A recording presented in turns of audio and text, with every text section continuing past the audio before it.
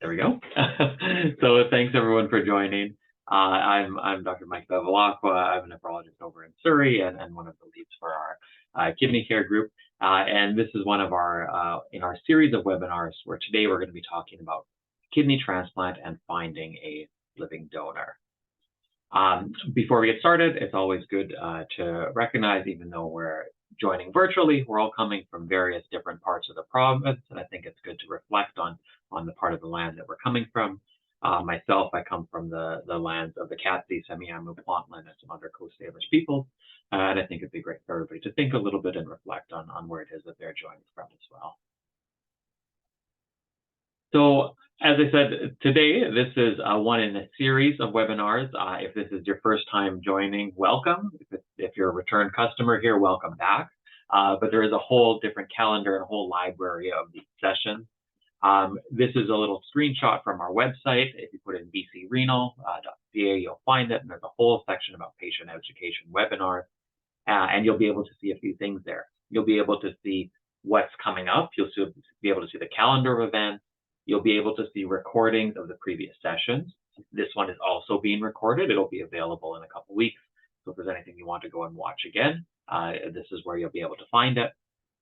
And the website also has this nice little button there that says subscribe now, that if you click on that, you'll get a little notice every time one of the live sessions is coming up, so you can make sure to sign up for that. So go ahead and check that out.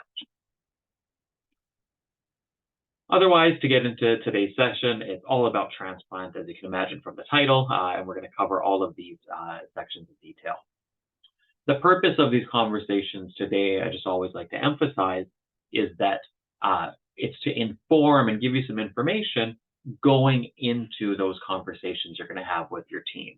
This, of course, does not replace that very specific, very individual one-on-one conversation you're going to have. It's just to give some general background, and so you can be nice and well prepared for when you have that conversation with your own kidney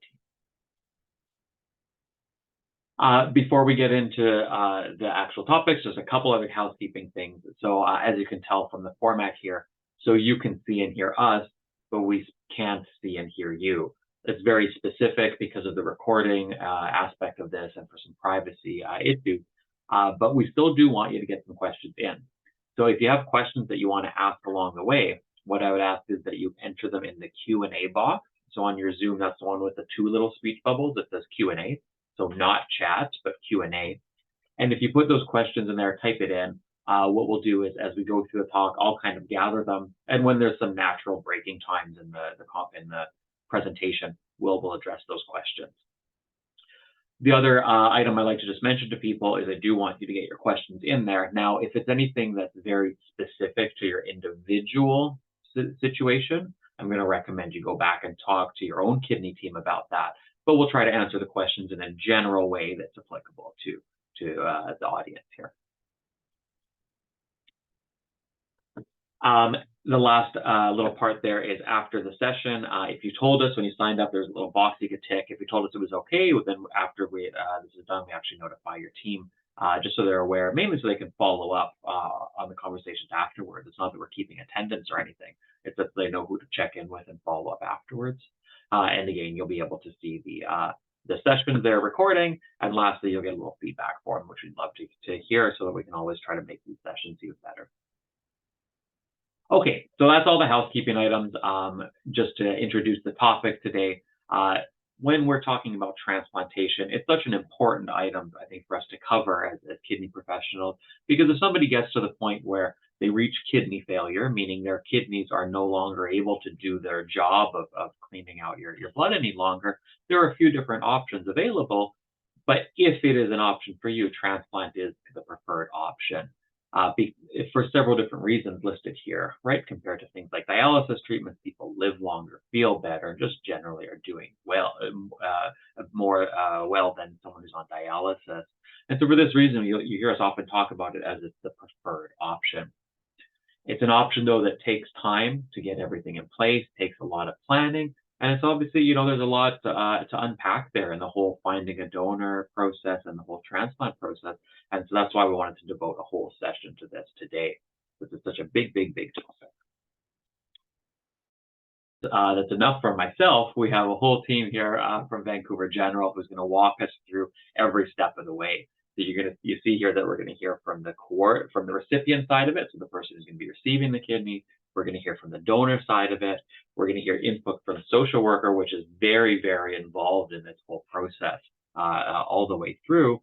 And then very importantly and thankfully, we actually have a patient from both sides, both someone who's received a kidney and someone who's donated a kidney. So people who have actually lived through this process, we're going to share their experience with you as well.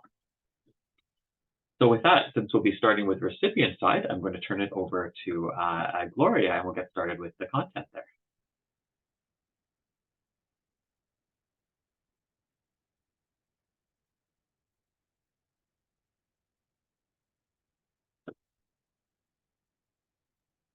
Sorry.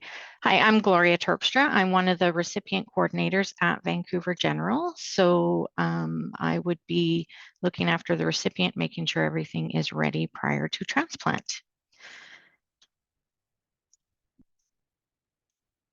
All right, so the goal for today, hopefully you've started your education about transplant and donation already. Today you'll hear more about the kidney care teams that will educate you and support you as you explore kidney transplant.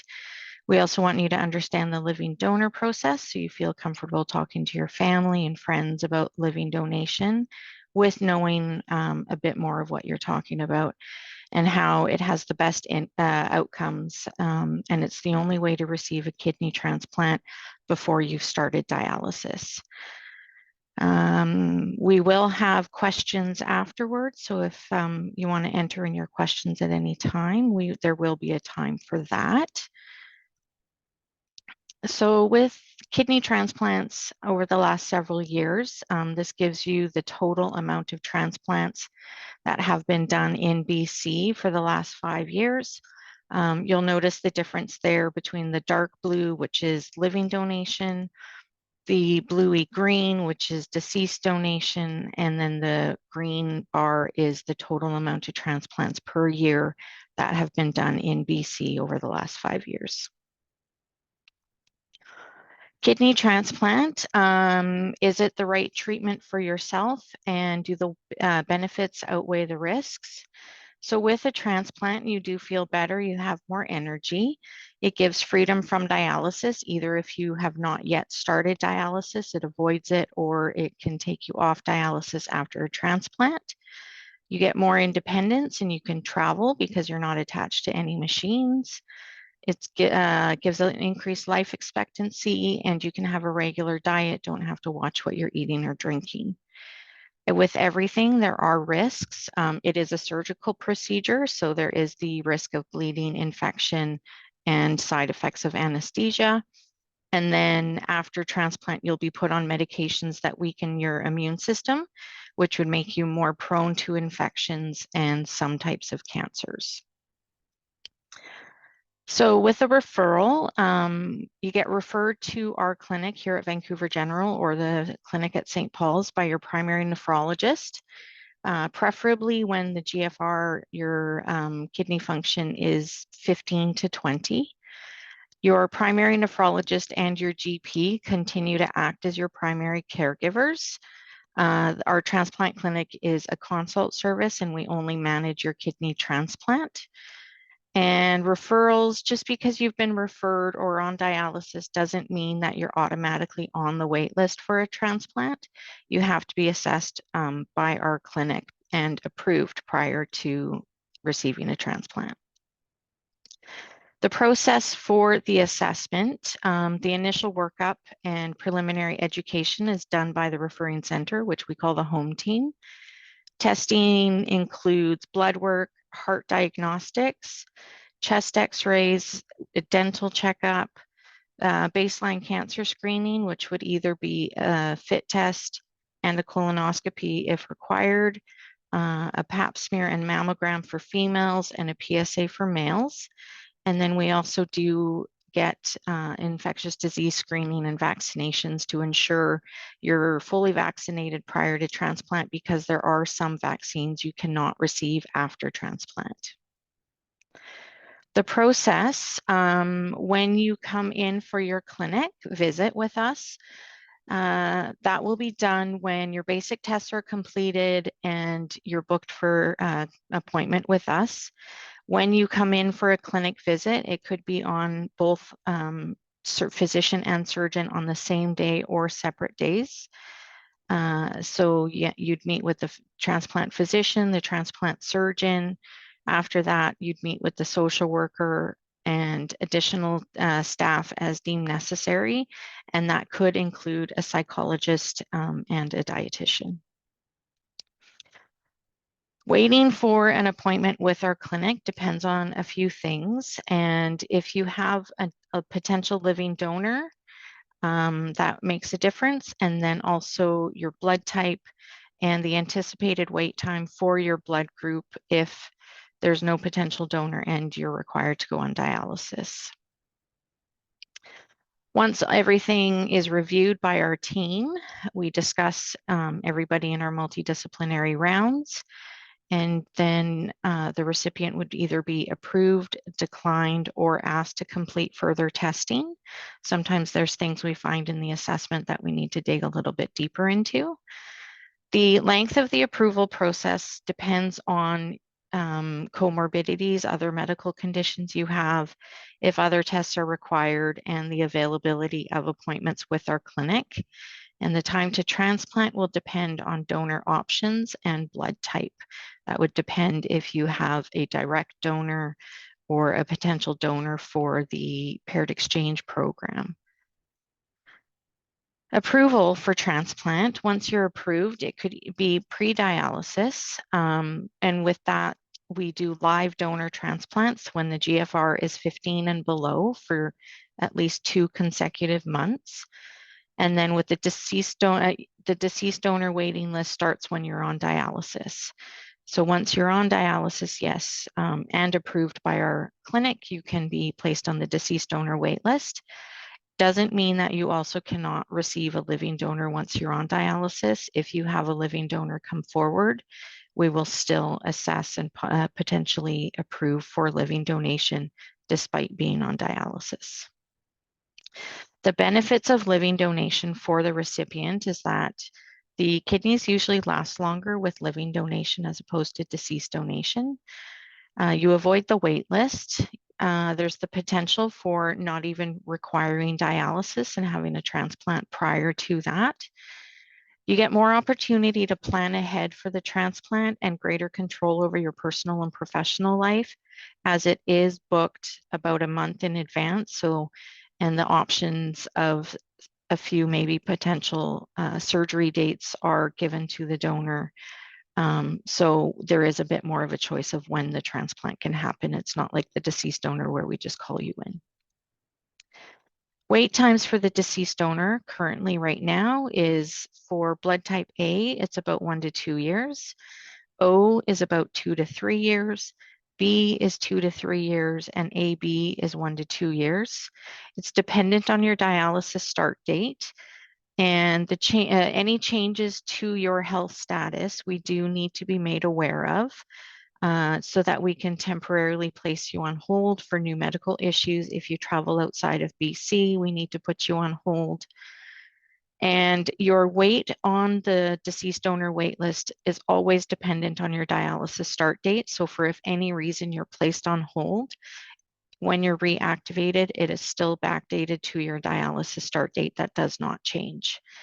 Another thing that could affect it is your level of sensitization if you have any antibodies. For other personal reasons that you may be placed on hold, if there's things going on in your life that you just don't feel like you can have a transplant right at this moment, you're dealing with something else, then we can temporarily place you on hold.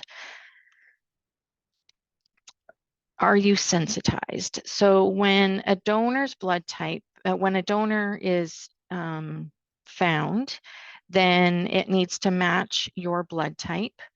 Blood testing predicts whether any particular donors can be safely transplanted into yourself as the recipient.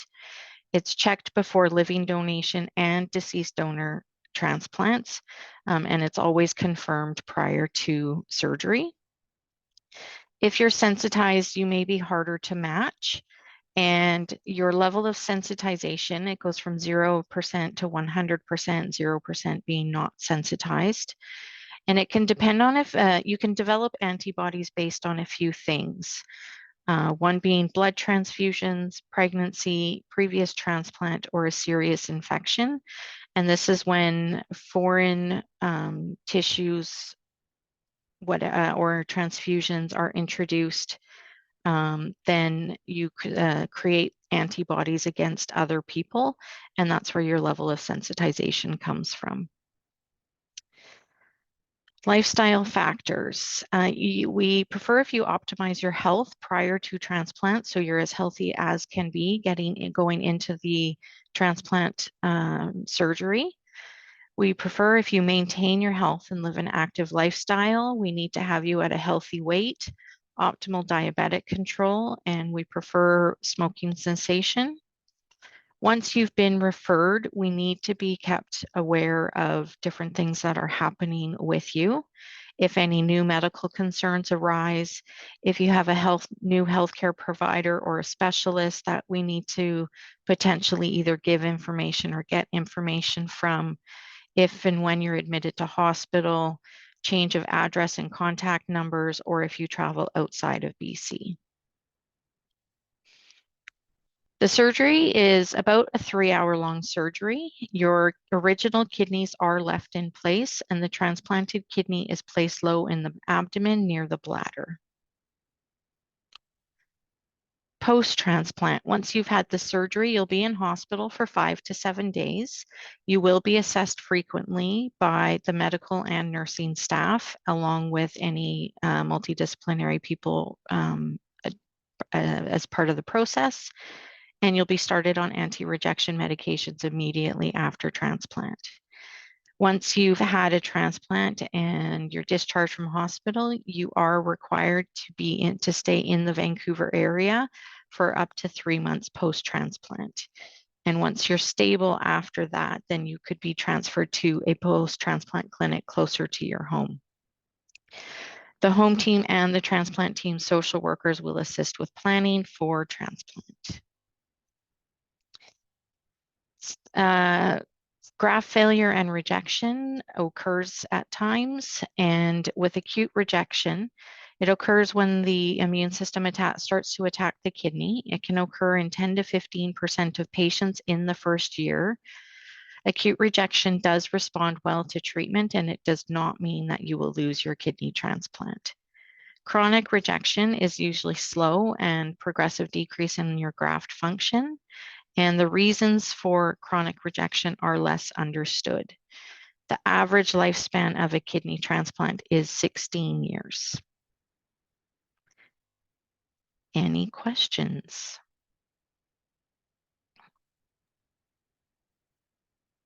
Great. Yeah. So there's some great questions coming through in the box here. So let's go over them. So you mentioned the sensitization levels, that in terms of matching. Someone was asking, how would they know about that? Is that something they should know in advance, or how is that determined? So your sensitization level is actually a blood test that is done as part of your assessment with the transplant clinic. Prior to any type of activation, we see we do the blood test to see what your antibody level is. If you've received blood transfusions, then we will have to update that antibody level. And yeah, it's done by our clinic when it's needed. Nothing that anyone need to worry about beforehand. Okay. Yeah, so this is a good one. You'd mentioned that there's that approval process, and then if something comes up, something's put on hold, and then it can be reactivated later. Outside of that, if someone's approved, is there some kind of expiration time for that, or does the approval last for a certain amount of time? If, for example, a person doesn't decline over the coming years? Yeah, so Depending on your age will depend how often we reassess you in our clinic. We reassess either at the 1 year mark or the 2 year mark around then, and just to ensure that you're still suitable for transplant. And yeah, we just make sure that you're still suitable. You can remain active until if there's something that comes up in your reassessment that needs further investigation. Perfect. Okay, now let me look. I'm trying to group the questions together. Okay, in terms of the approval or being declined stage, maybe do you mind giving a few examples of reasons, types of things that people might be declined for? Yeah. Perhaps So some specific. yeah, no. So with kidney transplant, we are adding an extra organ to your body. So we need to ensure that your heart functions well enough to be able to manage to keep that kidney living. Um, Vascular disease can be an issue with transplant. So sometimes we will do CT scans to see what the blood vessels in your abdomen and pelvis area, if they have much calcification or not. There are times where there's too much calcification and it wouldn't be safe to transplant, or there's no place for us to be able to hook in a kidney. So yeah. And other than that, those are I think the two main things.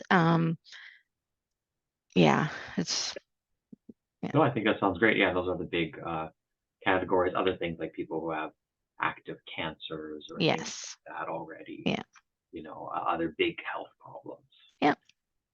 One specific question that came up, is there a specific age limit? For a recipient, Yeah, for a recipient. there is no technical age limit. We have transplanted patients at 80 years old. So there is no real age limit. You could be a healthy 80-year-old that we believe is suitable for transplant and could be transplanted. Perfect. Yeah, and often the rule of thumb people use is if they think someone still has another good 5 years of life expectancy ahead of them, Yeah, that's what we're looking for. So it's not yeah, like we're expecting someone to have 20 years beyond no, that. yeah. Yeah, so this is why NBC is actually kind of a leader in that, which is great. Okay, let me look down here to group these questions together. Okay, so maybe now some practicalities around the surgery. So let's say someone found their donor, they're all ready to go, and their kidney function's low. How fast can that process happen? So if they're all ready to go, is this something that's going to happen, tomorrow or next month? How long does it take to arrange the actual transplant procedure? So with arranging, once both the donor and the recipient are approved, then we will be looking at any of our potential OR dates. We get those OR dates hopefully about 3 months in advance, but we have a weekly meeting where we discuss our OR planning and discuss which donors and recipients are approved. So that actually I'll add here too that the actual living donor transplant is the date of the surgery is based on the donor's choice. It's not the recipient. They may be part of that discussion if they're close to their donor, but it will be the donor's choice. So if there's certain times where the donor is not available, then we would be keeping that in mind. If a patient is and their donor are fully approved and we see fit, then a transplant could potentially be a month, maybe 2 months away. Perfect. And then once that happens, um, you mentioned that, oh, they'll need to be close by for the first clinics for someone who's out of town. Just how close by do they need to be? So there were some examples of, does it have to be right in Vancouver? Can it be somewhere in the Fraser Valley? Or, how close do we kind of recommend people stay if they're from somewhere else in the province? Yeah, so we do recommend that they stay in the Fraser Valley. It doesn't specifically have to be in Vancouver. Um, with the post-transplant clinics, it does start with getting blood work done at 7 o'clock in the morning in our lab in the building that we're in. So you want to be close enough that you can get there for 7 o'clock and not be driving all night or anything like that. So yeah, Abbotsford Mhm. would be sufficient just as long as you're close enough that you're willing to drive. Yeah. Yeah. And I always, working out in Fraser, I always tell people that's about the boundary. Beyond that, Yeah. Yeah. you're kind of sleeping in your car on the way Yes. back and forth. It's a long drive. Okay, great. Let me just look at a couple. Oh, this is a good one. I don't know if you had any comments about, you had mentioned that after the procedure, people are taking anti-rejection medications that can make them a little bit more prone to certain types of cancers. Is there any specific ones that we like to mention? I think the main one that our physicians watch out for is skin cancer. Yeah. Yeah, perfect. Exactly. There's the slight risk of many different ones, but it's actually Yeah. very small risk. But Yeah. yes, definitely is the big one. To the point whenever we're in post-transplant clinics and we see someone come in with a really dark tan, kind of wag your finger at them because Yes. really promote skin care after Yeah. transplant. Yeah. One of the biggest ones. And sometimes our doctors do recommend that they get a dermatologist that can either annually or whatever review their skin to make sure there's nothing that looks untoward. Exactly. This is a good question. Actually, I haven't seen before. Someone saying that, while we're on the topic of malignancy, somebody who's tested positive for a type of a gene predisposing them to that. So BRCA is mentioned here, but something Mhm. like that, but has never actually had a problem. Would that be seen as a barrier? I don't believe that would be seen as a barrier. That would be something I may have to discuss with the medical team if it was referred, but I don't see it as a barrier because there's no active cancer or a risk of immediate cancer or anything. I think a transplant with surveillance for that type of cancer after transplant would be suitable. Yeah, for something like that, likely, and I agree. The point I'll make here, though, is that there's actually a wide spectrum of different genes that can predispose people to cancers. Some of them being, on one end of the spectrum, from a slight increased risk to all the way to something almost being certain. And depending on exactly where you fall in that, the decision might be different. Yeah. Okay, there's a couple. Let me see what else. There's some of these questions in here just so people are aware, more related to the donor side, which we are going to cover. So that's why I'm going Hmm. to them. Maybe I'll take this one just because it comes up often of why is it that people can't get put on the wait list before they start dialysis? Wouldn't that be best to do that beforehand? And I'll just maybe address that. Is that and that just comes down to an equity type of thing, and this is consistent across Canada, where unfortunately there are more people on dialysis who need transplants than there are organs available from deceased donors. So to just make it fair, it's not something that's prioritized based on need or anything like that. To make it fair and equitable, it's done based on your wait time. And that's the reason why, because at any given time, there's just more people on dialysis who need one than there are organs available. Hopefully that changes one day, but for now, this is the reason for that. Oh, and this one I think is more straightforward. If someone's got a donor and they're having a living donor transplant, do both people have their surgery at the same time? If it's direct donation, yes, it's done at the hospital on the same day. Donor goes in the morning, recipient in the afternoon.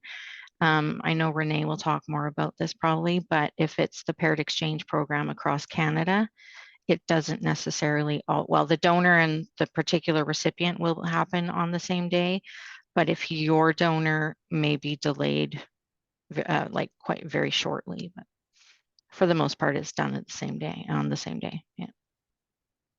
Yeah, perfect. And then this might be the last one we take in this section. This is actually a good question. If someone is on the deceased donor transplant and they come up, but something comes up and they can't do it at that time or something like this, do they end up losing their spot in the queue, or how does that work? No, so your spot in the queue is always based on your dialysis start date. So if we have to put you on hold, either you decide to go on a vacation somewhere and you want to be put on hold, or there's something happening in your life that you just feel, right now is not the right time for me to get a transplant, we can put you on hold until you let us know that you're good to go again. And it's always based on your dialysis start date. That doesn't change. Perfect. And oh, one just came up to me. I'll just quickly do the last one that leads into that. Someone was saying, well, if you had previously had a transplant and then it fails, are you at the top of the list, or do you have to start the wait list over? So with that, you would have to be reassessed by our clinic to ensure that you are suitable for a second transplant. And then you would get put on the wait list again based on your second dialysis start date, then whenever that was. It doesn't date back to your first original one. It dates back to whenever you were put on dialysis again. Yeah, perfect. And Yeah. for some people, this is a reality. For Mm-hmm. example, you have people who had childhood kidney diseases that we're talking many decades and multiple transplants over the course of their life, where yeah, this Yeah. can pay off that. Yeah. Okay, and then a few of this is related to the donor side of things. So I think Gloria, you're off the hot seat now for a few minutes. And so the questions that are there, it's not that I'm ignoring them. I think they're going to come up in this next section here. So let's turn it over to Renee and hear more from the donor side of things. Thanks, Dr. Bevlacqua. I know I peeked through the questions and I'm like, I hope that I'll be answering most of the questions in our presentation here. So let me just try and share my screen here. Hopefully I do it right. Does that look okay? Oh, it's still not up yet. Oh,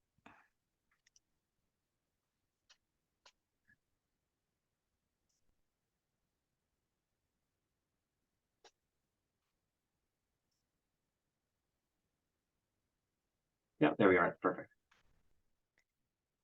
all right.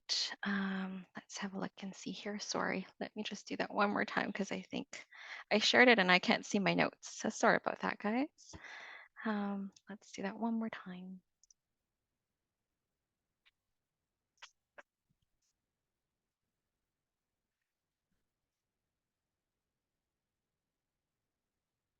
All right.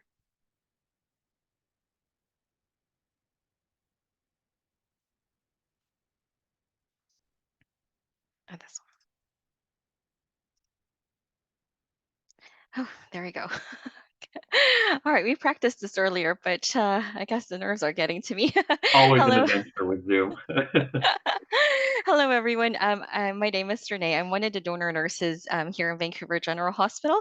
And today we will be going over the living kidney donor assessment process. And as we go through the information, you will see that our transplant programs here in BC, both here in St. Paul's, focus on the safe and hopefully successful outcomes for both donor and recipient. We are here to support those who express their desire to help others by giving the gift of life through living kidney donation.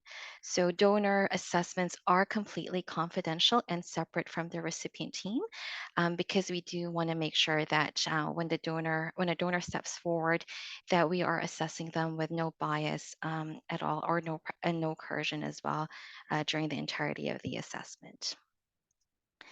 So, just some living kidney donation principles. Living donation is a voluntary program where potential donors set the pace of their assessment. When a donor steps forward to express their interest in kidney donation, we make sure that they are doing so without any pressure or coercion. During the entirety of their assessment, as well as surgical planning, as Gloria mentioned earlier today, they are really in control when it comes to that. And they are also made aware that at any time in the process, from beginning to end, they can always withdraw. During the process. So we would just always like to make sure that our donors are well informed and they are making an informed decision when it comes to kidney donation because at the end of the day, it is an organ that they're hoping to give away. So we want to make sure that they're safe. Now, who can be a kidney donor? Friends, families, colleagues, acquaintances, and even strangers can be assessed as a living kidney donor. But in our experience here, I always say to our recipients and their families to really start with their own circle of friends and family first, as these potential donors are usually more committed compared to someone you don't really know.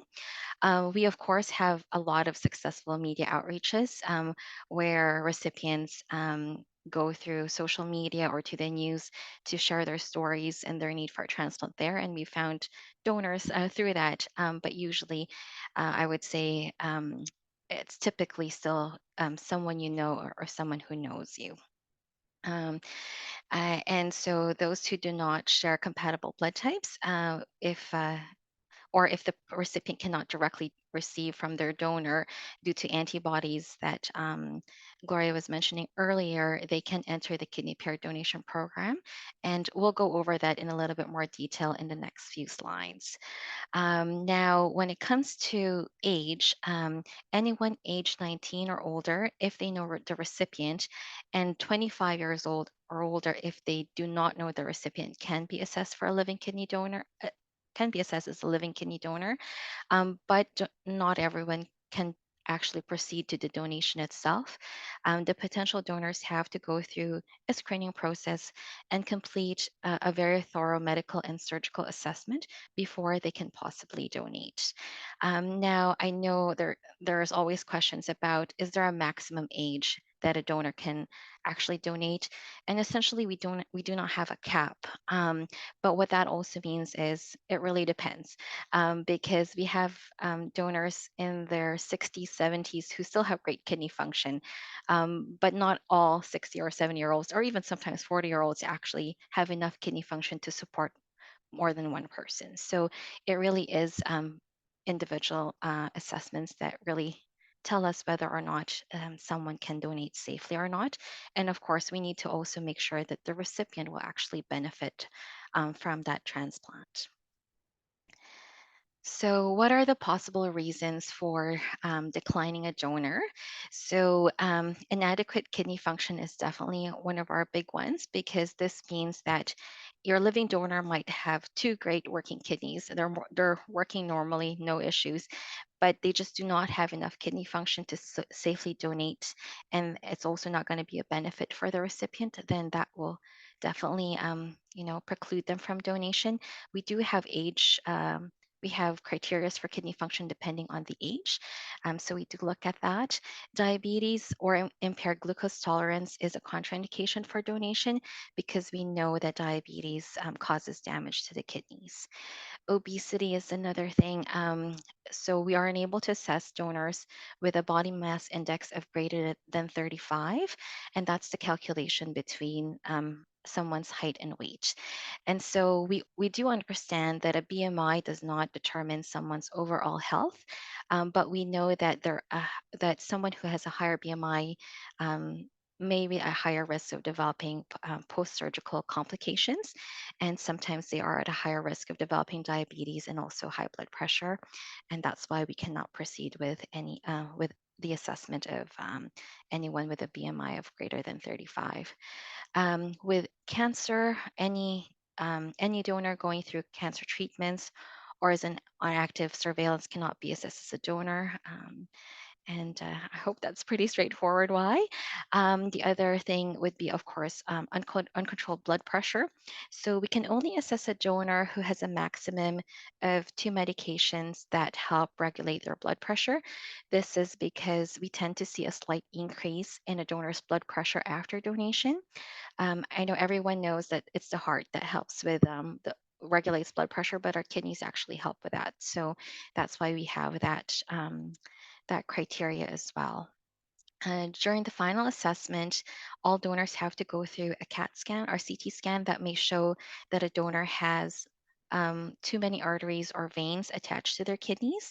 And if this is the case, then we cannot proceed with the surgery, because this increases the risk of bleeding for the donor, but it also actually affects the implantation of the kidney to the recipient. And our donors are also assessed by our social workers and also sometimes a psychologist to make sure that the donor has a stable support network, and also mental health, that they have a stable mental health prior to donation. So, what does the living donor assessment look like? So, the first step of the assessment is registration. So, this is where a donor specifically has to call or email either the St. Paul's team or the Vancouver General team, depending on where the recipient is referred to. Um, they can either contact us by email or by phone, and we will take their demographic information, do a quick medical history kind of questionnaire. If everything looks good on that end, we will give them a package that contains information about kidney donation, as well as the kidney pair donation program, and an 18-page questionnaire. So it is 18 pages because it is very thorough, because we want to make sure we don't miss anything. And it is also mandated by Health Canada that we have that, because that's also where the donor really consents us to get going with their assessment. At this point, if the donor returns that questionnaire over to us, one of the nurses will review the questionnaire and will give the donor a call, and just review the questionnaires, the answers on the questionnaires, and also go through the next steps. Now, if the donor can proceed with the next test, with the next step, the next part would be baseline testing. So, baseline testing is essentially blood work, urine testing, and other diagnostic tests such as an ECG, X-ray, and TB skin testing that the donor can do close to home. So they do not have to come to Vancouver General for any of it. But essentially, we work with the family doctor as well to see how their blood pressures are prior to donation as well. So we do that all during the baseline testing. At that point in time, we also do the compatibility testing. So even if a donor is blood type compatible, we have to go through another test called a cross match or histocompatibility testing. And that's the test that identifies whether or not your recipient has any antibodies against the donor. So for every single donor that expresses interest, we have to do this with the recipient, because we never know what that test will show. But blood type compatibility is definitely number one, but there is further testing, which is the cross match, to make sure that the recipient will not reject the kidney that the donor is wanting to give. And so once the results for the baseline testing is reviewed by the nurse, the donor nurse, usually what we would do is we will touch base with the recipient team to also see how their recipient's assessment is going along. So if the recipient is also moving along with their assessment, we contact the donor to see if they can come in to either VGH or St. Paul's to complete what we call the donor team assessment, or sometimes we call it a final assessment here in VGH.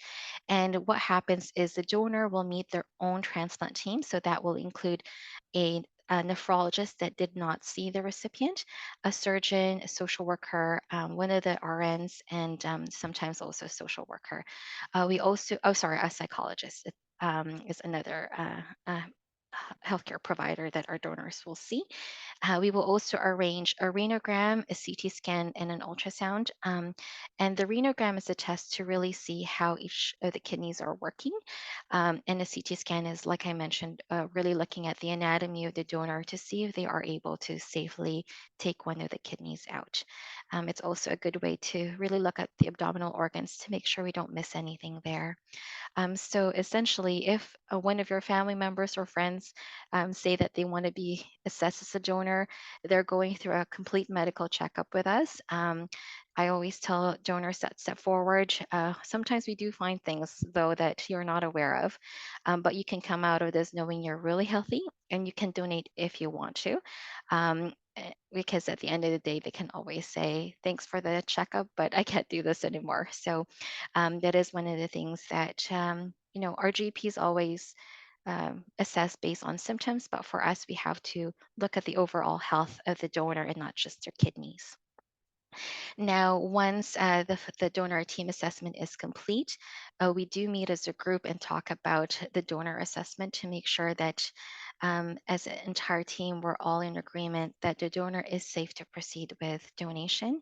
And this is when we really start talking about surgery, and that is dependent on the donor's availability, of course, surgical availability, but also is the recipient ready? So if our recipient is still pre-dialysis, but their kidney function is 18 and it's been 18, 19 for a few months or years now, we would have to wait until their GFR is below 15 and symptomatic. So the big thing there is symptomatic, and so our recipients definitely work with their primary nephrologist and their team to see timing wise as to when we can proceed with the surgery. All right, so this shows donor statistics and enrollment to donation. This one shows the St. Paul's experience, which is essentially identical with Vancouver General. But this chart shows really, if you can see here, in 2022, we had 557 donors who expressed interest in kidney donation. So they called and said that, hey, I want to be a donor. So they've been sent the questionnaire, but only 290 out of the 557 actually returned the questionnaire. And out of the 290 donors that submit their questionnaire, either they were declined right off the bat or they actually go through the baseline testing. But after that, 89 donors are seen in clinic, and out of the 89, 87 are approved. And that doesn't necessarily mean they were approved for direct donation. That can mean they are approved for kidney pair donation program as well. And I'll go through that a little bit later, but what's important to really to know is the reason why we're showing you this is that we would like to encourage recipients to never really stop sharing their need for a transplant. So until I tell our recipients, until you have a surgery date booked and confirmed, please do not stop sharing your need for a transplant. Sorry, because at the end of the day, we just never know what we find with their assessment. But at the same time, we also don't know whether or not the donor can actually proceed or not. So the more donors, the better in a way. Um, and the next one here is the kidney pair donation program. So, or KPD for short. So this is our national program that's run by Canadian Blood Services and all the transplant centers across Canada. And this is a way where a donor and a recipient who is not compatible, either because of blood type, because of antibodies through the cross-match were identified, or even sometimes age. There is a big age difference between donor and recipient or size match. We can enter incompatible pairs through this program. And what it does is we hope that we find a donor for the recipient and a recipient for the living donor. So both donor and recipient have to be approved in order to participate in the program. And the program, we usually have 3 match cycles every year. So all the transplant centers in Canada enter pairs into this program in hopes that we can create chains. And I'll go over that a little bit later. We also have what we call anonymous donors, non-directed anonymous donors who just want to help anyone receive a kidney. And usually we would enter them into this program in hopes that we can create a domino chain, which we'll show in the next slides. So essentially, this is what the old school kidney paired exchange program kind of look like, where as you can see, pair A, donor A and patient A are not compatible, but they actually match another pair. So essentially, there is just an exchange between 2 pairs. And that's why originally the kidney pair donation program was actually called paired exchange program, because it's usually between 2 pairs that just do an exchange. But what's most common now with a paired program is actually a domino chain. And as you see in this image, it is usually initiated by a non-directed anonymous donor. The one that I mentioned just wants to help whoever needs a kidney.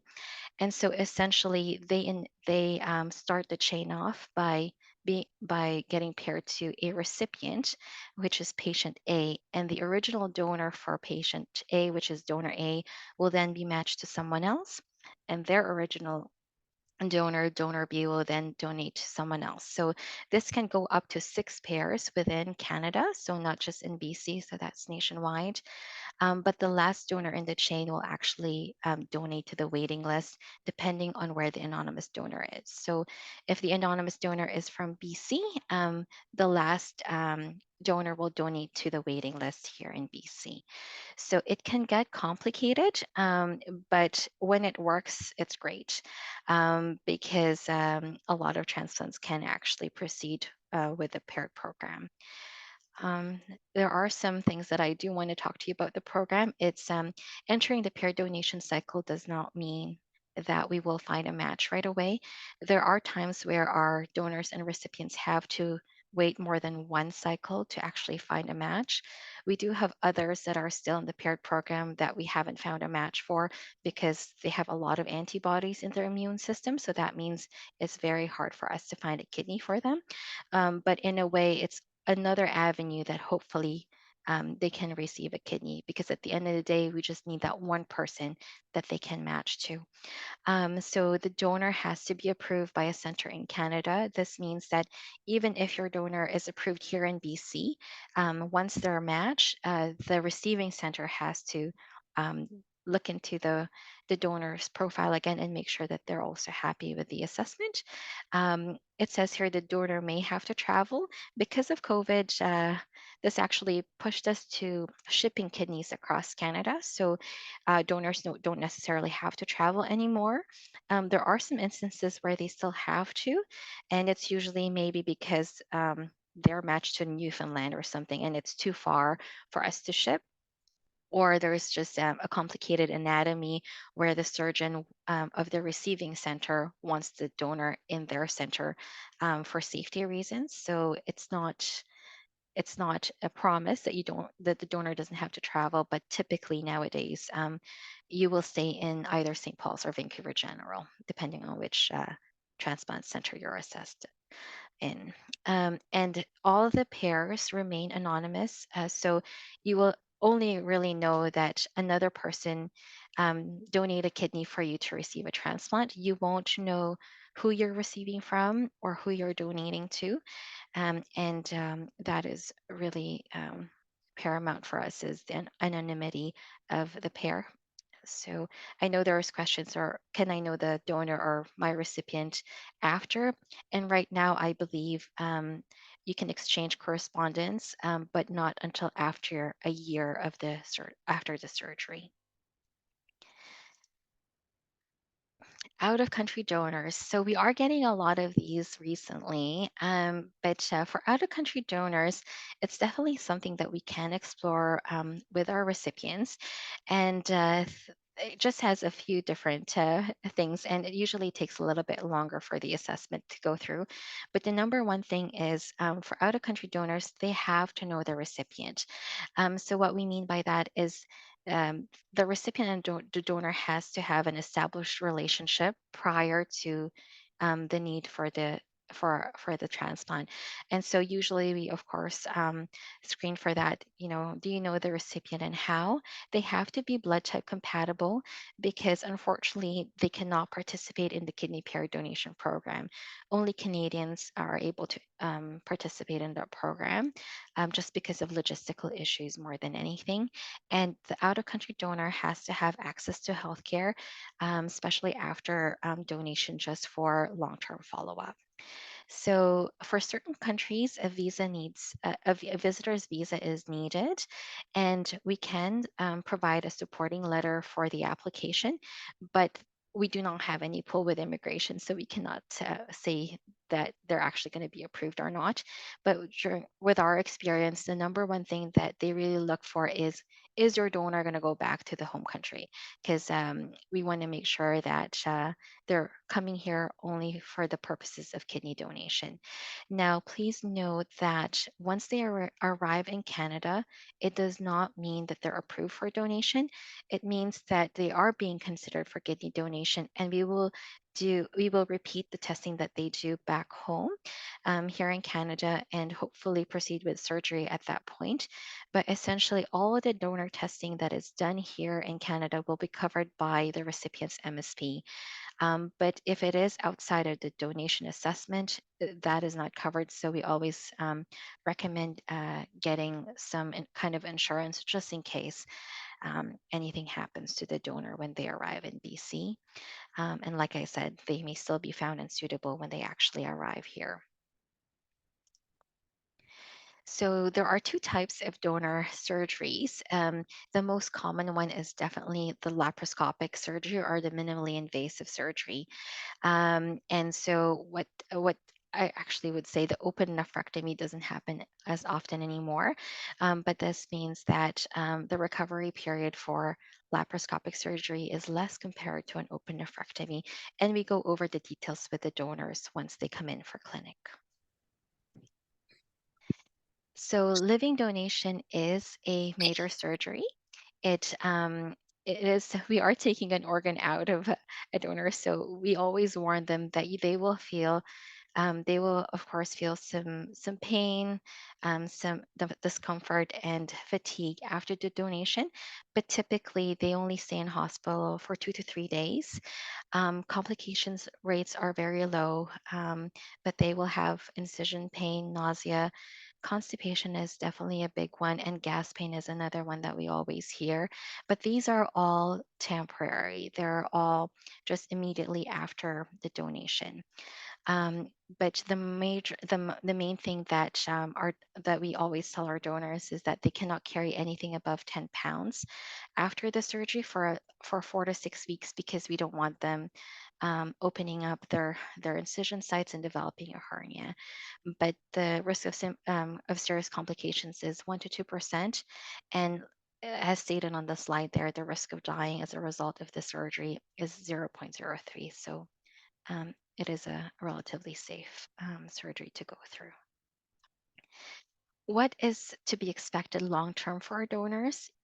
Their life expectancy is not reduced.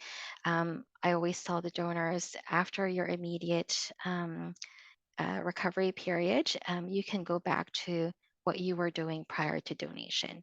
So the long-term kidney function will go down about long-term kidney function about 70% of pre-donation levels. So what usually happens is the remaining kidney works a little bit harder, but the risk of kidney failure for our donor is very low. The one thing that we do consider, and we do this right off the bat, we talk to the donors right away about this one, is if they do get pregnant after the donation, they are just at a higher risk kind of pregnancy because of closer follow-up, not because that it will affect their pregnancy in itself or future children. It just means more monitoring during their pregnancy. We do assess, we do follow up with our donors long term. So lifelong follow-up is required. So that just means that they have annual exams with their family doctor, and that's why it's important for them to have one.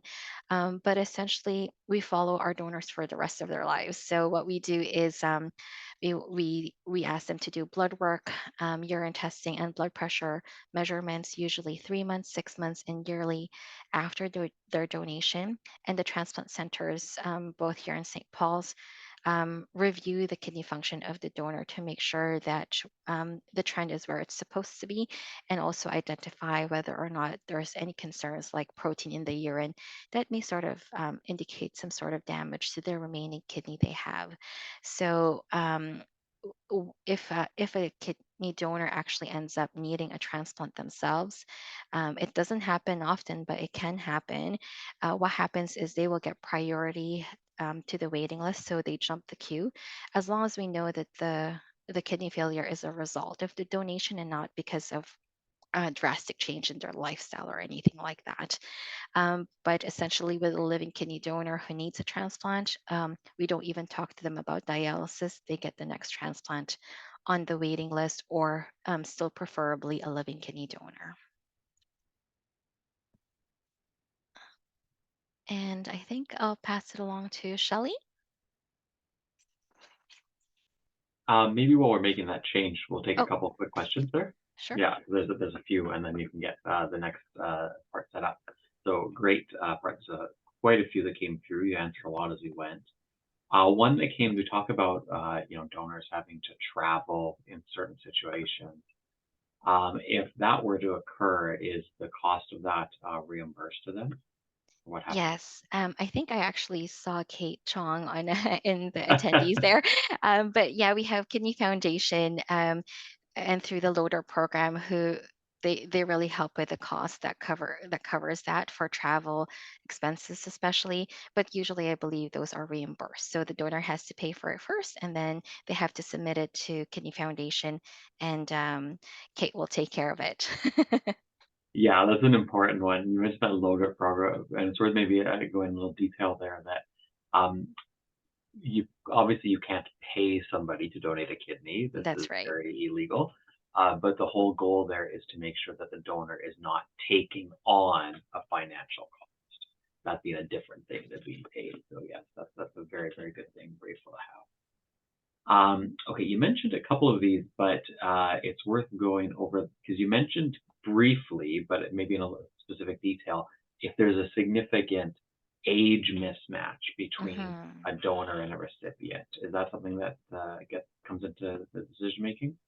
That's definitely. So, what usually happens is we will bring both donor and recipient into our multidisciplinary rounds, and our physicians will really look at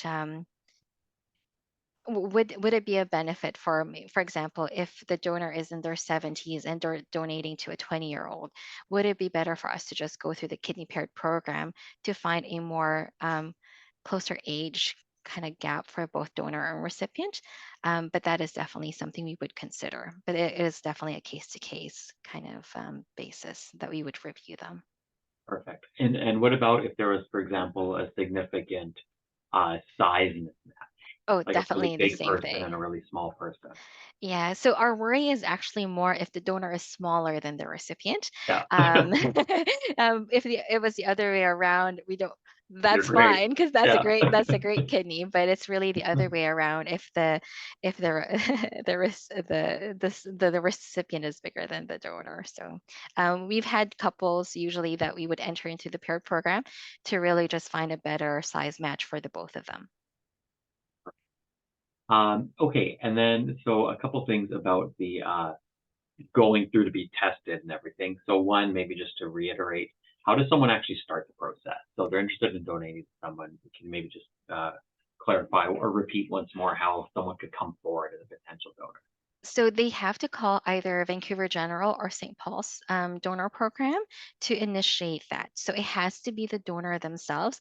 Same thing for out of country donors. If you have an out of country donor that is expressing interest in donation, we still have to hear from the donor themselves because we cannot initiate the assessment with a middle person. So usually through email or a phone call, and we'll make sure to have that. I think in the end there, just so our recipients and donors know where to call. But essentially, it's depending too on which center you're being assessed in. So if the recipient is referred to St. Paul's, the donor assessment will be with St. Paul's, and same thing for VJH. Perfect. And once someone comes forward, how long on average might it take that process of them being worked up and tested to before they can be approved to donate? Yeah, I get that question a lot, and what I always tell them is that it really varies because it is a donor driven assessment, so it depends on how quickly and or how slowly your donor is able to get it done, and depending on the resources we have, right? Because at the end of the day, healthcare is always strapped. So what it means is appointments with your family doctor or appointments here in clinic for the final assessment. But I would say some of our donors are able to get their assessment done from start to finish 2 to 3 months. But that really depends too if we have to do any further testing for them because of their results. Okay, perfect. There's a couple of other ones. So you mentioned someone needing good kidney function to donate. Is there a specific GFR number that somebody would need to know about when they're talking to people? So, really, essentially anything above 80 is preferred, GFR of above 80. Now, sometimes with the GFRs that are seen in blood work, that can actually underestimate their true kidney function. So it really, we'll really have to look into that. But it also depends on the age. So if there's a potential donor in their early 20s or 30s, we expect them to have a higher GFR compared to someone in their 60s or 70s. So that will definitely, we have to look at it as in a bigger picture more than anything. Perfect. I'm just do a couple more quick ones. So you mentioned some of the reasons that a donor might not be able to accept it. I'll use the example of, say, for example, weight, excessive weight or something like this. Mhm. Is that something that can then be revisited if some of these things improve? That's correct. Yes. So if, especially weight is definitely one of the things that we can alter, because not everything can be altered. So yeah, if our usually what happens is if you receive a questionnaire and we are able to calculate the BMI is higher than 35, we would work with the donor to set a goal weight and say, hey, this is your goal weight that needs to be met in order for us to initiate the assessment. And then they can always call us back again once they've reached that. Now, I know for certain things to like impaired glucose tolerance or if they're pre-diabetic, as long as their sugars are not normalized because of medication, then we can still consider them. But as soon as a potential donor starts on metformin, for example, that would be a contraindication for donation. Perfect. And then the other way around. So if somebody's approved to donate, but then ultimately they change their mind for some reason, how is that handled? Would the recipient know that they kind of decided not to do it? Yes, so sometimes our recipients actually ask us to do it, or typically, if they're close enough to their recipients, then they would share that. We are very careful with that because at the end of the day, we don't also want to ruin any relationships out there. So we do talk to the donors about how to communicate that to the recipient, or sometimes we will take over that for them. Yeah, that's perfect. And maybe to go to Mhm. be even more specific there, if someone doesn't feel comfortable communicating that, I can tell you what the process is usually they would say, the team will just say there's a medical That's reason and correct. so Yeah, on. a They'll say your medical donor's option. been declined Mhm. from donating so that they don't have to take that on because you could obviously see that could be a bad position. Mhm. Maybe the last one I'll take. There are a couple. I'll just mention there's a couple questions about recipient stuff, which maybe we'll take at the end. But the last one here is a good one. I actually don't know the answer to that. Is there an average number of in the paired exchange program? Do you know if there's an average number of cycles that people end up getting run through before they find a match? Is there data on that? I'd actually have to look into that because at the end, we never really know. Because I had this through my experience, I had a recipient who was highly sensitized, meaning they had a PRA of or a sensitizing a percentage above 95%. So that means for us that they are very hard to match. So I was telling the pair, just be ready. We might not find a match right away, but they found a match on the first cycle. So we just never know because we don't know who is in the match cycle. But usually, yeah, I don't actually know Yeah, the averages because we fair just enough. don't It does know. it does vary, but we Mhm. could try to find that and bring it. Yeah. Okay, there are a few others, and I'm going to type a couple answers there. The one other thing I just want to point out, so Kate from the Kidney Foundation did actually post there that information about that loader program you heard us referencing. So fantastic, thanks for that, Kate. But then otherwise, yeah, just to keep things going along here, let's turn it over to Shelly for the next part of the session. Good afternoon. Hello, my name is Shelley Sirianko, and I'm one of the kidney transplant social workers at Vancouver General. Okay.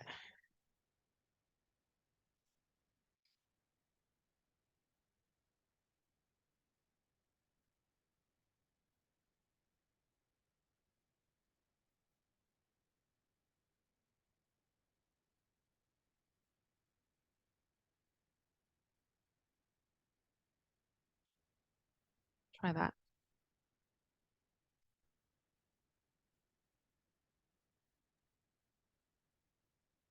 Maybe it's just pop it into presentation mode. Perfect.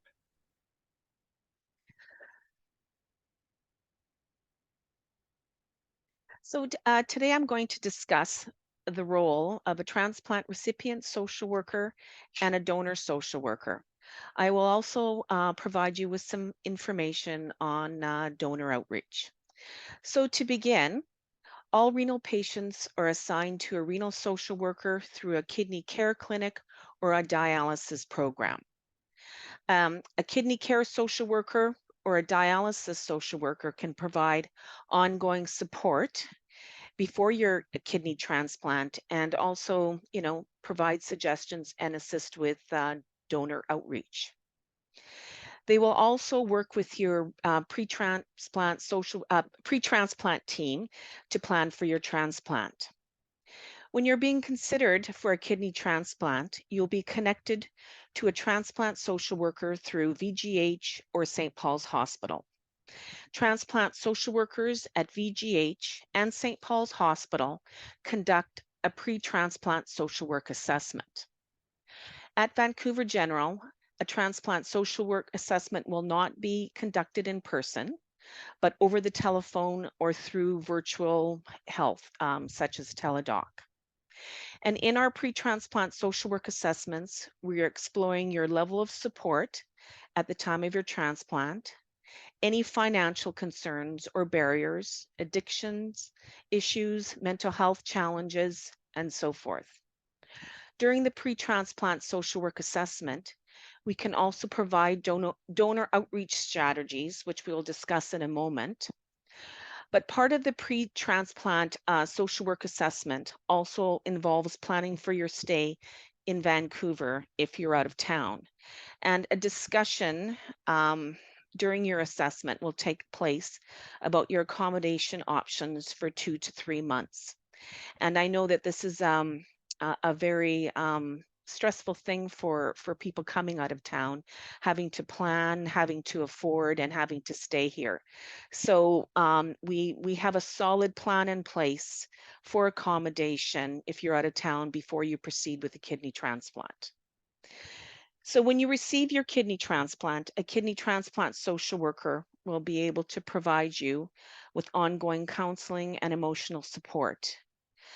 A transplant social worker can also assist you with any identified psychosocial concerns, which may be financial matters, mental health concerns, or just having difficulties making the adjustment to re-entering back into workforce or into your life again after maybe having been on dialysis for many years. Now, if you live in the Lower Mainland, a transplant social worker will be available to you through VGH or St. Paul's or the Fraser Health Post-Transplant Transplant Clinic. Now, if you live outside of the Lower Mainland, you come here for your kidney transplant, you remain here for 2 to 3 months, and then you return back to your regional program for follow-up. So there will be a social worker in one of the regional transplant clinics that will be able to provide you with support once you return back home.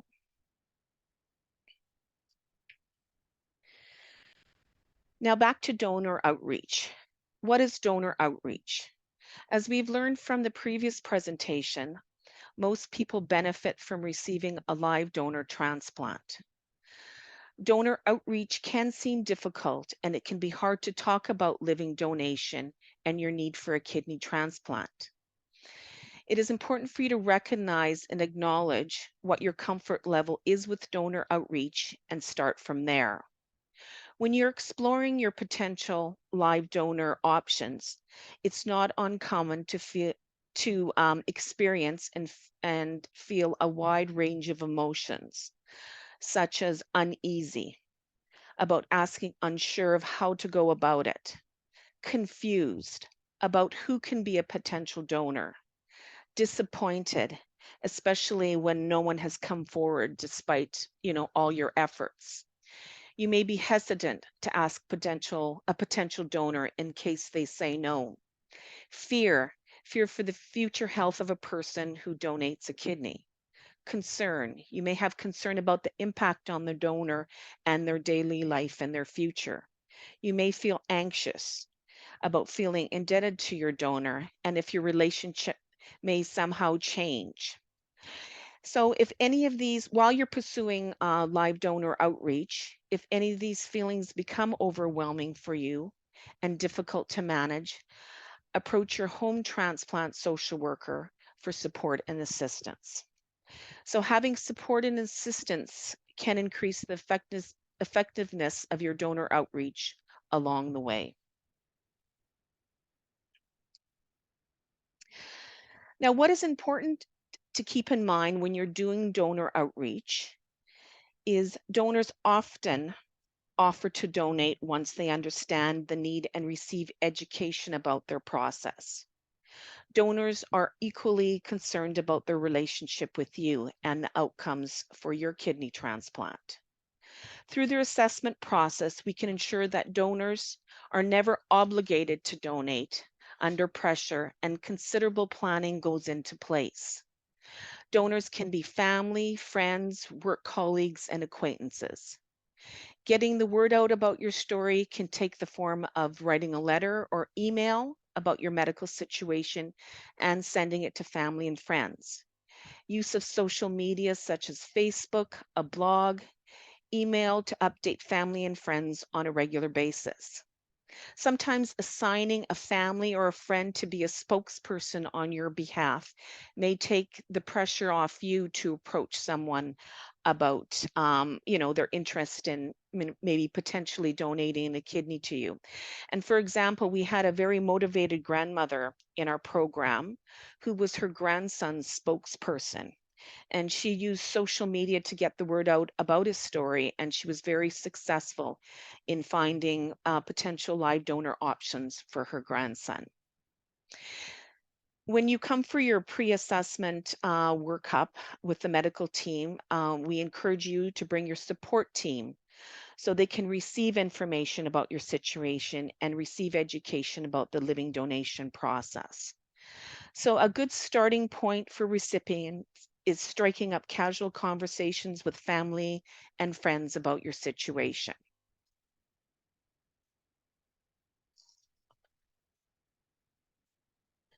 While you're in the process of doing live donor outreach, remember that finding a donor can take a while.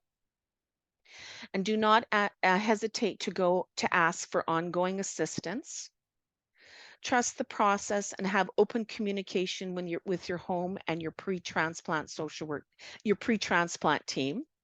Focus on the positive strides that you've made with your donor outreach, no matter how small your steps are. And sometimes it's just starting with striking up casual conversations. And it's critical to always provide regular updates to your family and friends about your medical situation and let them know where you are along the way.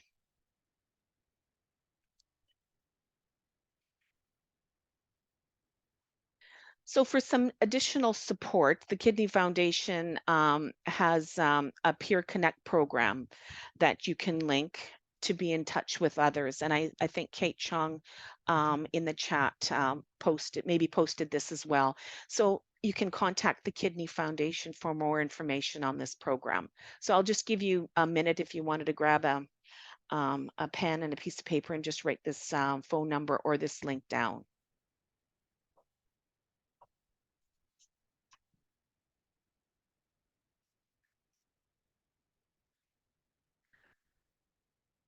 Okay, now the role of the donor social worker.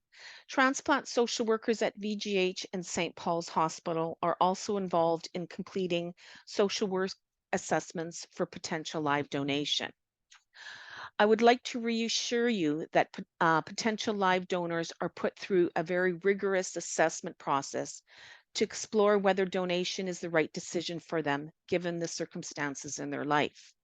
For example, potential live donors may be dealing with a lot in their life. They could be under a lot of financial strain, raising a family. They could have had a recent death of a close family member. And perhaps adding live donation to their existing situation may be too much for them to handle. So, when we're looking at a potential live donation, the timing has to be right for someone to proceed.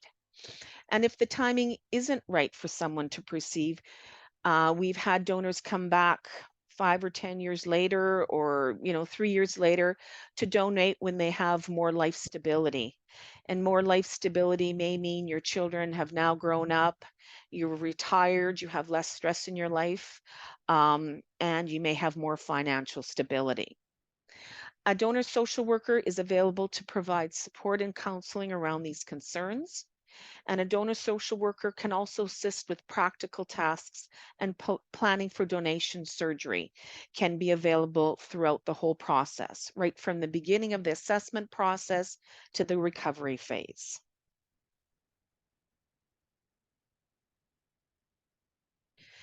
When social workers follow up with donors after they have had their surgery, they often communicate that they see donation as a gift.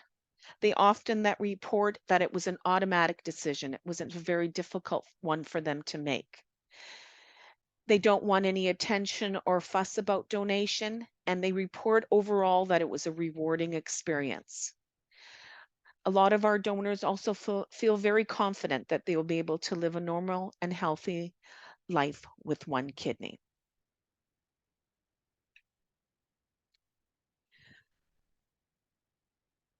During a donor's recovery, social work can be involved to provide ongoing support during recovery. They can liaise with the medical team regarding any concerns. They can assist with practical concerns related to recovery, provide counseling support regarding recovery and expectations. And these are some of the resources available to donors, such as the Living Organ Donor Reimbursement Program, which provides donors with some out-of-pocket expenses, such as flights to Vancouver, accommodation costs, and meals. And if you live within the Lower Mainland, your eligibility for reimbursement of expenses through LODERP is very limited. So the LODERP program is administered through the BC Kidney Foundation, and information about their program can be found on their website. The Kidney Foundation also has a living donor mentor peership program for support. Now, does anybody have any questions? There's a couple that come through. Maybe just in the interest of time, I'll highlight the main theme one. Any tips that you might give people? You had mentioned things like social media outreach and things like that. Any tips that you might give people, either examples that they might use or tips they might want to keep in mind of doing something like that? In terms of donor outreach? Through social media specifically. Yeah, like sometimes, somebody will just start out very small. They may just, post to family and friends on Facebook, and they may just actually post, a letter, just giving, information to family and friends about what it is that they're going through, that they have started dialysis and their need for a kidney transplant. So starting out small, but sometimes people do, take bigger steps and they go beyond that. But I guess it depends on, people's resources, and whether they've exhausted family resources. Sometimes people will exhaust their resources within their network of family and friends, and so that's why sometimes people will reach out to a higher level of social media, like on a radio station, or sometimes we've seen people driving around with you know a note on the back of their car saying that they're looking for a kidney transplant. So it's a very individual situation, but I do encourage people to start out small, to build up their confidence, and to go from there. Perfect. And maybe one other quick one. You'd mentioned that there's the accommodation if someone's from out of town and needs to Mhm. stay, after the surgery, downtown. Is that something that costs the person any money to stay there, or are they gonna have to pay for this? Yeah, I mean, when we go through our assessment, we look at someone's financial situation, and we also look at um, if people have a secondary funding source. If people are receiving ministry benefits and they're on PWD, then the Ministry of Social Development and Poverty Reduction will cover all the accommodation and transportation costs for 2 to 3 months while someone's here in Vancouver. But if someone doesn't have a secondary sort of funding source, the Kidney Foundation has suites that we can access. And depending on income level, you could either be a non-paying customer or you could be a paying customer at $35 a day. So we do go through that in a lot of detail when we do our assessments with people who are from out of town, because I know that's a number one concern for a lot of people. Yeah, perfect. Great. Okay, there's a few more questions, and we'll try to get to it if we can at the end. Thanks everyone for so many good questions. I just want to make sure we have time to hear from David here, who's come to join us.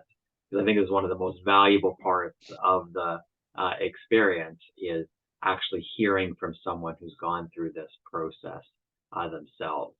So if we have time at the end, I'll come back to those other questions, but I definitely want to make sure we have time to do this justice. So yeah, with that, I'll just kind of maybe open it up if you'd like to maybe share your experience going through this process.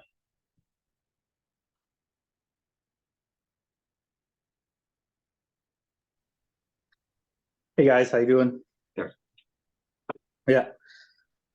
So my experience was actually it was really good. I felt so much support throughout the whole process.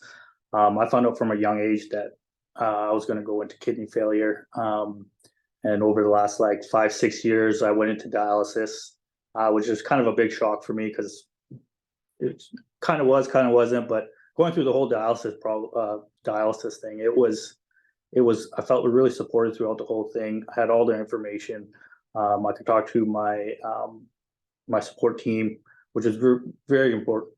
And then also I had my wife who couldn't make it here today, and she was a great support system for me as well. And I was lucky that way because my family is very supportive. They did everything they could to make sure I, didn't feel anything. And then I was told that I would need a kidney transplant, which was kind of a big deal for me. And my social worker reached out and told me to put something out there, start telling people, which was probably the hardest thing for me, because now you're telling something very personal about yourself to the world.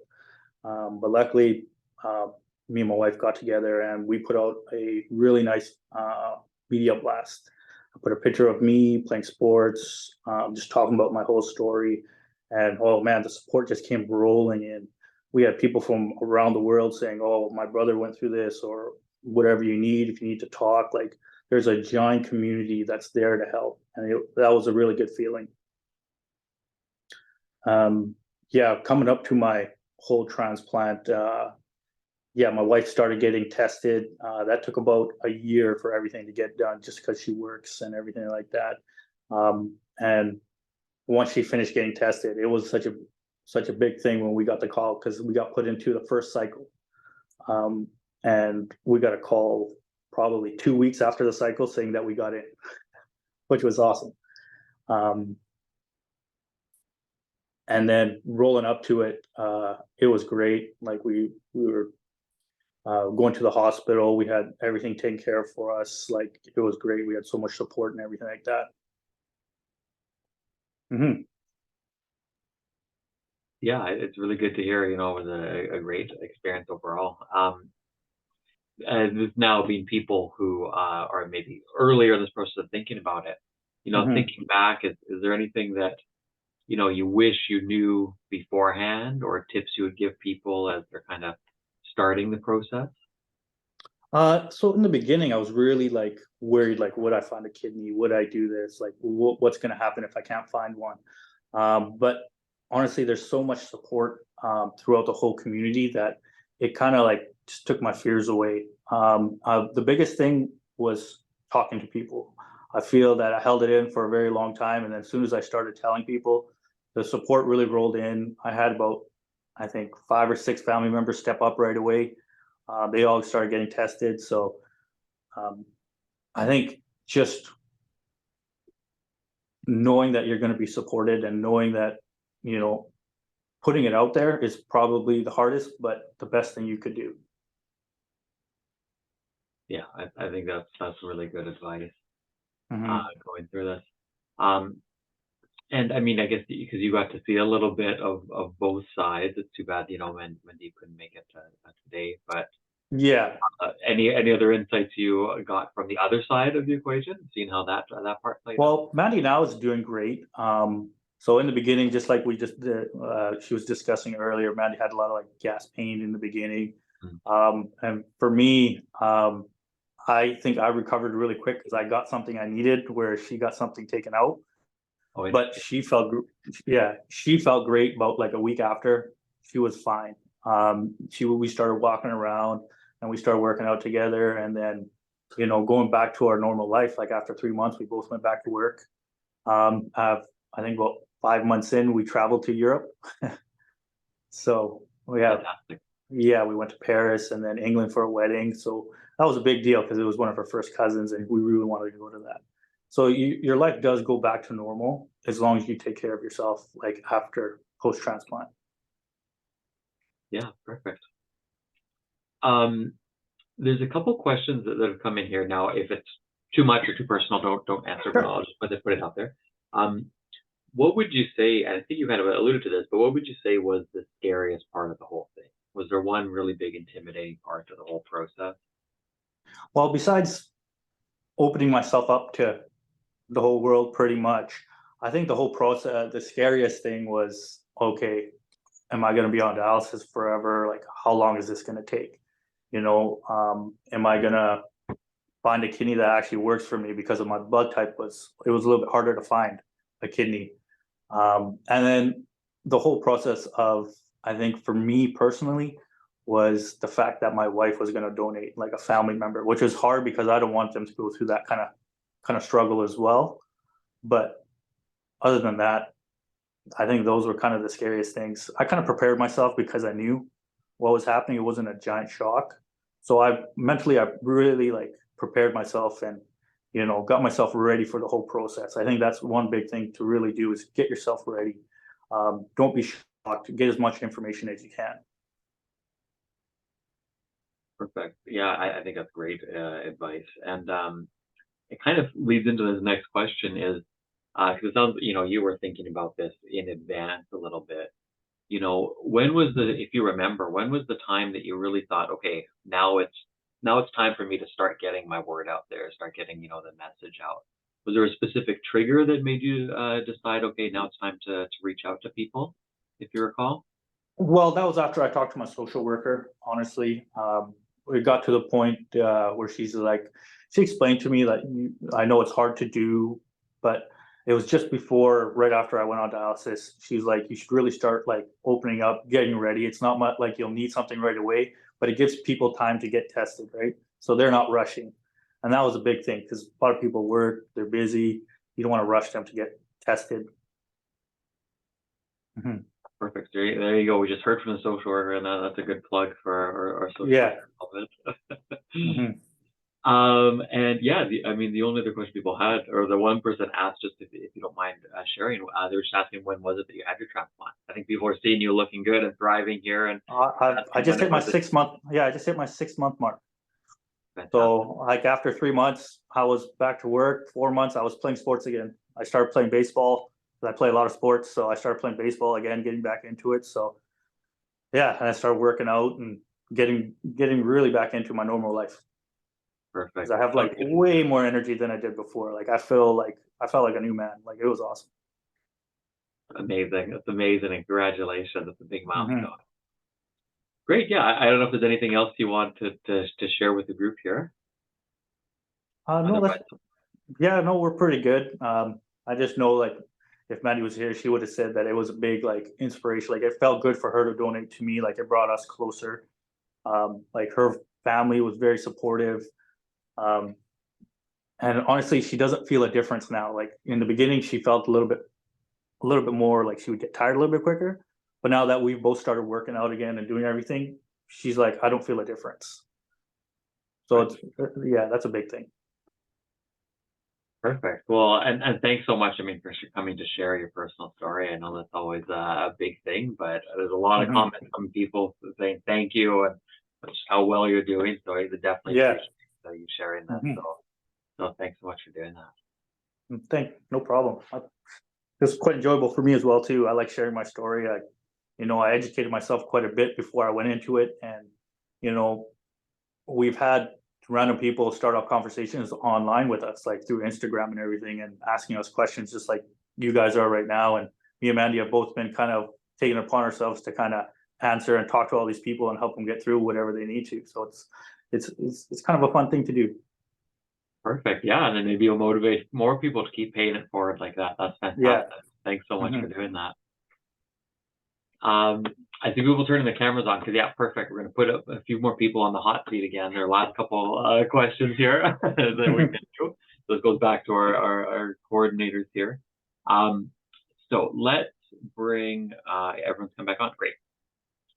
So in no particular order, I'm going to go through a few things here. This is a good question. It's something that's coming up. Is there ever times where people might actually be donating to someone who directly to someone who's not the blood type, so the same blood type? So are there ever times where we, as we say, cross blood types to donate? Yeah, I'm not sure if Gloria or Renee, if you have that. Otherwise, maybe I'll take that one on. Sorry, meaning they're not blood type compatible Yeah, from not an blood O type to B or compatible. something like that? Yeah, not blood type compatible. Directly. Yeah.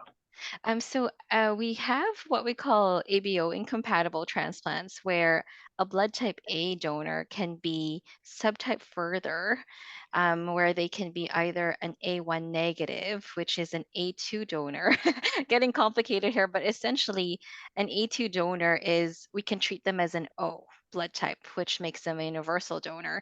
But it does get complicated because we still have to do a cross match to make sure the recipient doesn't have any antibodies against the donor.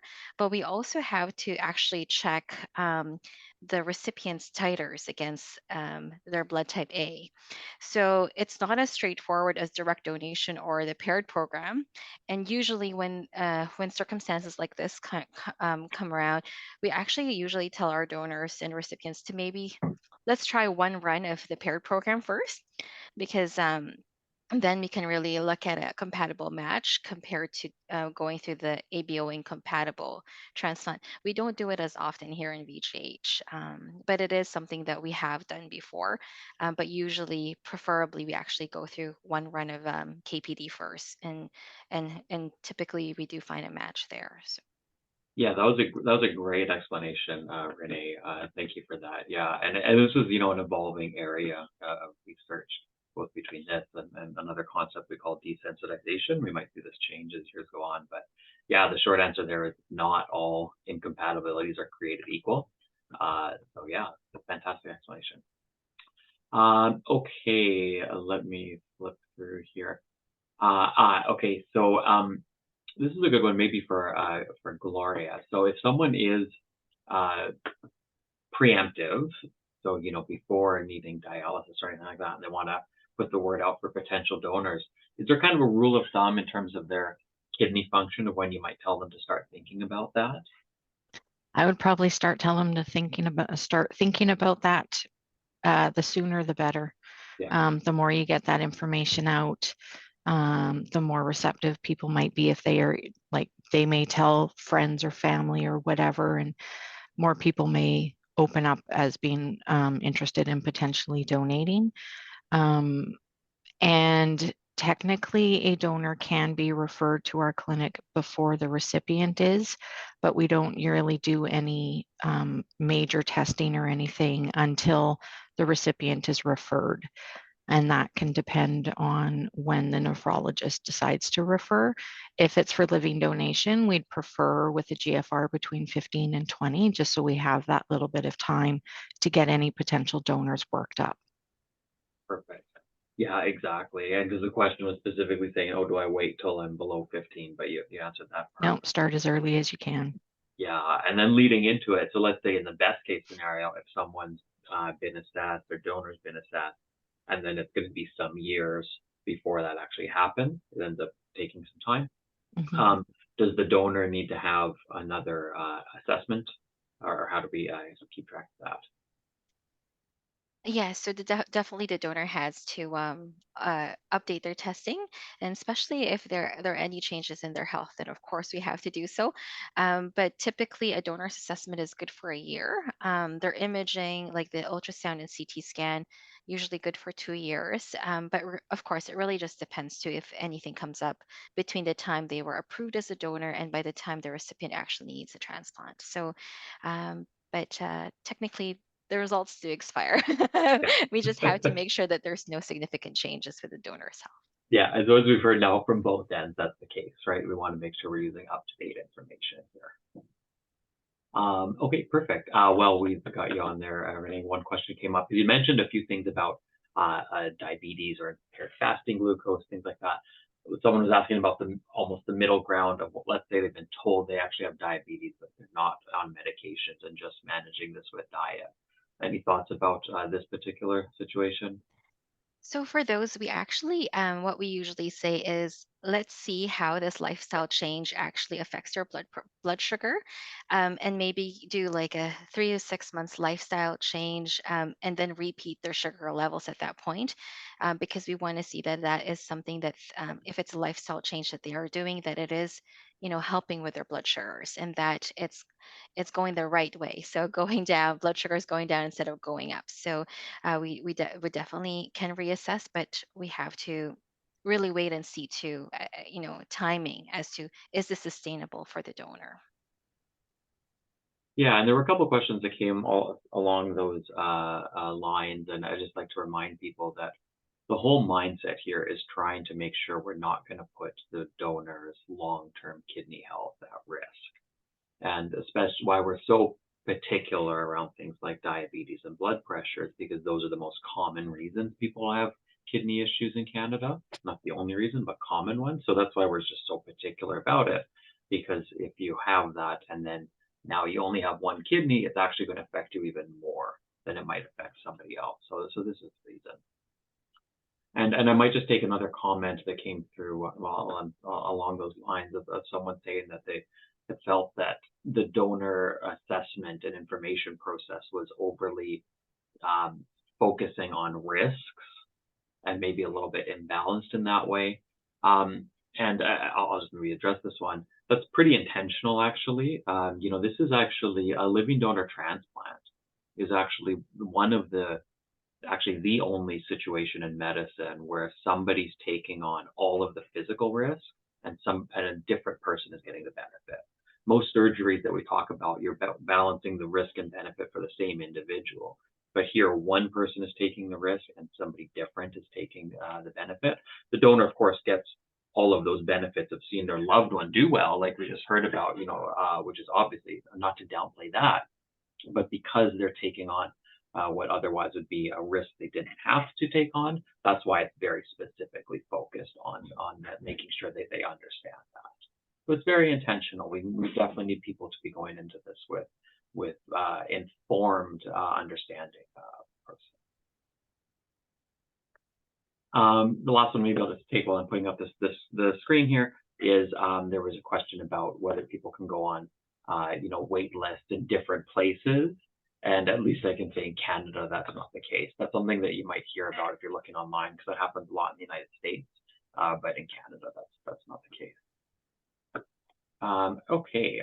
Otherwise, thanks. There's been a lot of great questions here. Let me just pull this up, our last couple of slides. We've already seen a couple of these. I think actually already the peer mentor support already got copied in the chat there or in the Q&A by Kate, which is great. A couple of these items and some websites for a little bit more information, in addition to, of course, the recording of this one. This is a little mention about our upcoming session. You'll hear more about this. And I also want to repeat here that this session specifically will also go on the website. Usually within a couple of weeks, it's up there. So stay tuned for that. And we'll be getting to everybody a feedback form for them to fill out and complete about this session. And we'd love to hear any feedback there. Otherwise, because we're just about coming to the close time here, I don't want us to get cut off. I just want to make sure that we've got enough time to thank everybody who shared with us today. So the team from VGH, so Gloria, Renee, and Shelley, thank you so much for your expert walkthrough here. Diva, it's so much so valuable to everybody. It's always the most highly rated part is when people share their personal stories. So I can't thank you enough for taking the time to come and do that and share with us today. So thank you for that. And thank you to our team behind the scenes, Alexis, Jan, and everyone else at BC Renal who set this up. Thanks everyone for attending, and we hope to see you at our next webinar in December.